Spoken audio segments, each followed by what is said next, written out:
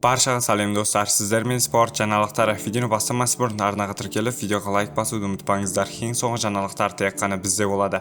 Әйгілі промоутер Канело ізбарысының жағдайы қатысты ойын ашық айтты. Америкалық атақты промоутер Лу Дибела жеңіл салмақта WBA титулы бар Джервонта Дейвистің тұтқындалуына қатысты пікір білдірді деп хабарлайды.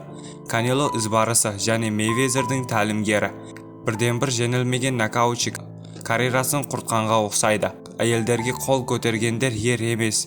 Қидың кесігі спортта қанша мықты болғаның маңызды емес, деп жазыпты Дибела твиттер желісінде.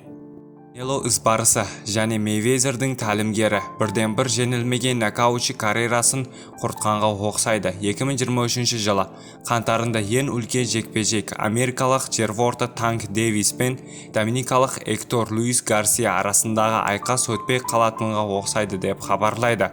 28 желтоқсанда Дэвистің Флорида штаты полиция тұтқындаған екен. Боксшы түнде полиция бөлімшесінде өткізіпті.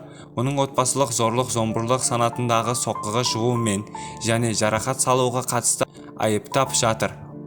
Оқиғаның мәні жайы әзірге белгісіз. Осыған байланысты Джервонта 7 қаңтар Вашингтондағы Capital One Arena спорт кешеніндегі бокс кешенінде жоспарланған жеңіл салмақта WBA World титулы үшін айқасқа шыға алмауы мүмкін. Айта кетейік, бұл америкалық проспекті бірінші рет заң бұзу емес.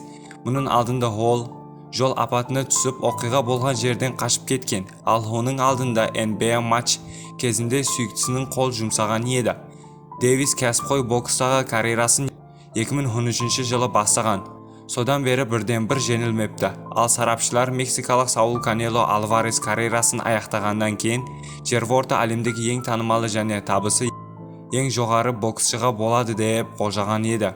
Тек биыл мамырға дейін Дэвистің ісін атақты Флойд Мейвезерге тиісті Mayweather Promotions компаниясы жүргізіп келген болатын.